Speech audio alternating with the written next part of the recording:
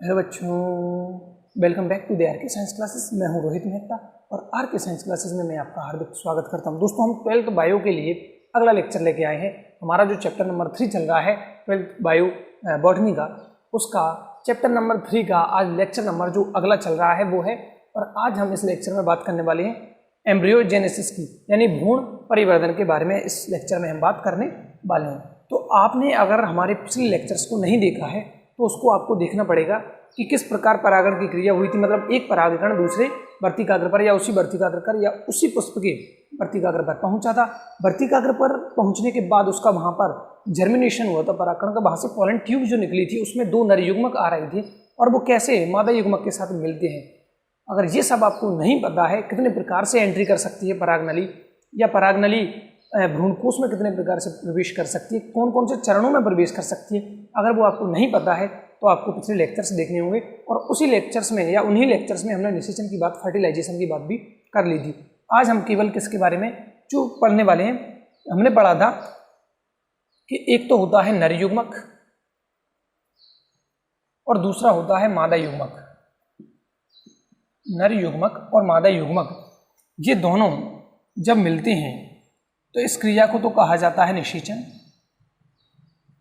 इस क्रिया को तो कहा जाता है निषेचन। और इन दोनों के मिलने के बाद जो संरचना बनती है उसे युग्मनज यानी कि जाइगोट कहा जाता है। उसको क्या कहा जाता है? जाइगोट, युग्मनज बनता है। नर युग्मक और मादा युग्मक के मिलने से किसका निर्माण होता है? युग्मनज, जाइगोट का निर्माण होता है, जो कैसा होता है? 2n होता है, डिप्लॉइड।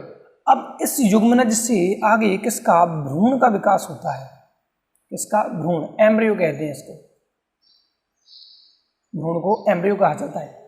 तो नर और मादा युग्मक के मिलने से यानी कि निषेचन की क्रिया होने से क्या बनता है? युग्मनज बनता है। और युग्मनज से किसका निर्माण होता है? भ्रूण का। ये भी 2n होता है, ये भी कैसा होता है? डिप्लॉइड होता है। तो अब हम पढ़ने वाले हैं भ्रूण परिवर्धन, मतलब इस युग्मनज से इस भ्रूण का निर्माण कैसे होता है, यानी कि युग्मनज से भ्रूण के निर्माण की क्रिया को क्या कहा जाता है? एम्ब्रियोजेनेसिस कहा जाता है। क्या कहा जाता है? एम्ब्रियोजेनेसिस। किसे कहते हैं? युग्मनज से भ्रूण के निर्माण की प्रक्रिया को, युग्मनज से भ्रूण के परिवर्धन को क्या कहा जाता है? भ्रूणोद्भवन, एम्ब्रियोजेनेसिस कहा जाता है। ये तो हुई डेफिनेशन की बात। डेफिनेशन क्लियर है। अब इसके बारे में बात करते हैं कि इस एम्ब्रियोजेनेसिस या भ्रूणोद्भवन की क्रिया का अध्ययन सबसे पहले किसने किया? तो एक वैज्ञानिक थे जिनका नाम है हेनस्टीन। हेनस्टीन नामक वैज्ञानिक ने इसके बारे में अध्ययन किया। किस पौधे पर किया? तो कैप्सेला वर्सा पेस्टोरिस। कैप्सेला वर्सा पेस्टोरिस जो द्विबीजपत्री जो पादप होते हैं, द्विबीजपत्री पादप है। और कौन से कुल का है द्विबीजपत्री के? तो कुल की बात करते हैं तो यह है क्रूसीफेरी। तो यानी कि हेनस्टीन नामक जो वैज्ञानिक थे उन्होंने द्विबीजपत्री पादप के कुल किसके? क्रूसीफेरी, या इसको कहते हैं ब्रेशिकेसी, है ना, उस कुल के जो पादप है वर्सा, कैप्सेला वर्सा पेस्टोरिस, इस पादप पर इसकी खोज की। किसकी? भ्रूण परिवर्धन की। मतलब इस प्लांट को इन्होंने देखा कि इस युग्मनज से किस प्रकार, किन किन चरणों में किसका निर्माण होता है? भ्रूण का। तो इसके बारे में हम इसी पादप को लेकर आइडियल मानकर अब हम इसके बारे में चर्चा करने वाले हैं। तो मैं यहाँ पर क्या करता हूँ, वीडियो को पॉज करता हूँ और पॉज करने के बाद मैं इसका पूरा जो चित्र है उसको बना लेता हूँ, फिर उसको मैं आपको समझाऊंगा। क्योंकि यहाँ पर समझाते समय चित्र बनाऊंगा तो बहुत टाइम लग जाएगा, वीडियो बहुत लंबा हो जाएगा। तो मैं सीधा क्या करता हूँ, चित्र बना देता हूँ। ठीक है।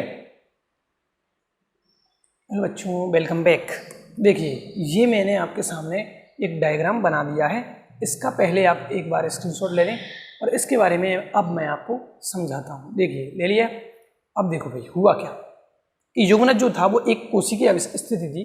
ये हमारा युग्मनज है जो एक कोशिकीय है। ठीक है। अब इसमें क्या होता है, एक अनुप्रस्थ विभाजन होता है जिसके कारण 2 कोशिकाएं बनती हैं। 2 कोशिकाएं बनने से देखिए क्या हुआ, एक छोटी कोशिका होती है और एक बड़ी कोशिका होती है। छोटी कोशिका निभाग की ओर स्थित होती है, यानी कि ऊपर कौन सा भाग होगा? यहाँ पर निभाग होगा। चला जा ना, तो निभाग होगा। तो निभाग की तरफ क्या होता है? छोटी कोशिका होती है जिसे हम शीर्षस्थ एपिकल सेल कहते हैं। और नीचे की ओर यानी कि बीजांड द्वार की तरफ क्या होगा? आधारीय कोशिका या बड़ी कोशिका होगी जो आधारीय कोशिका कहलाएगी। तो एक अनुप्रस्थ विभाजन के कारण 2 कोशिकाएं बनी ऊपर वाली कोशिका शीर्षस्थ कोशिका एपिकल सेल और नीचे वाली आधारीय बेसल सेल कहलाती है।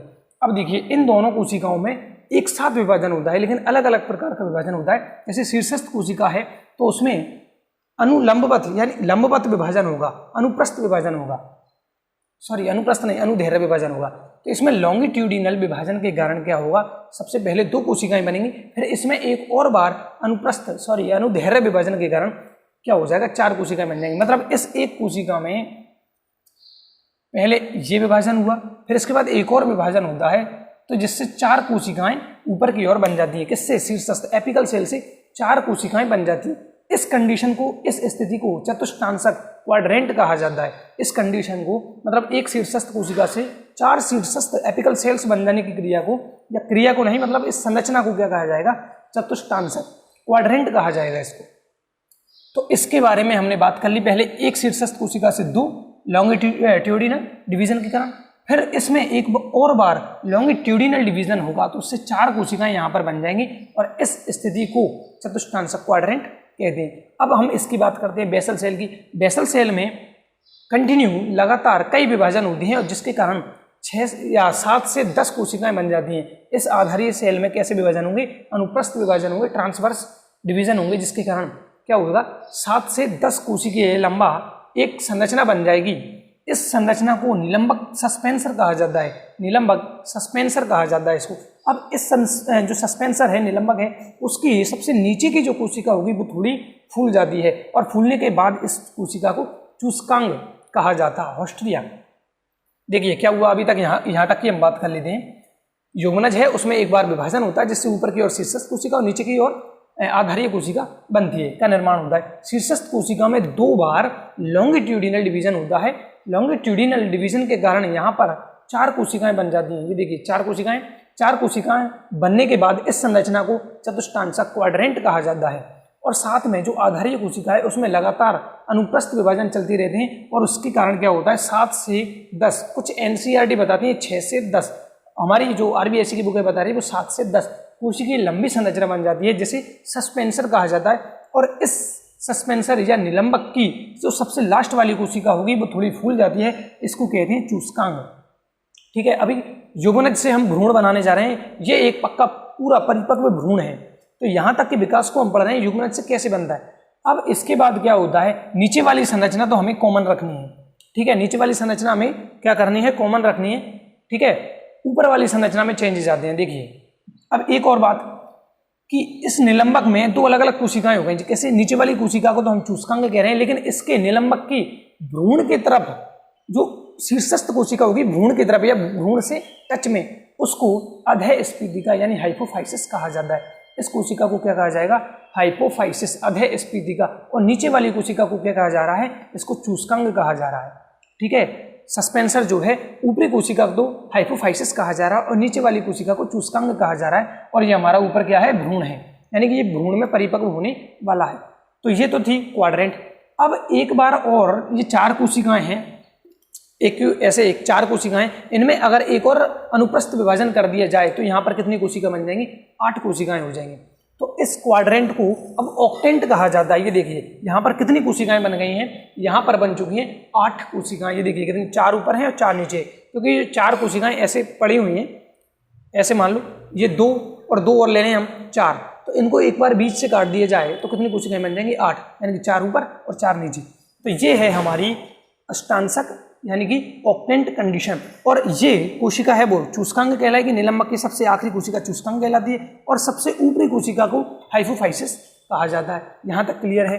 अब देखिए अब क्या होता है, ये संरचना बनने के बाद हमारा जो भ्रूण है अब वो अपने परिपक्व होने की कंडीशन तक चलता है। तो देखिए इसमें विभाजन होगा, इनमें विभाजन के कारण क्या होता है, प्राक भ्रूण का निर्माण होता है। किसका निर्माण होता है, प्राक भ्रूण का।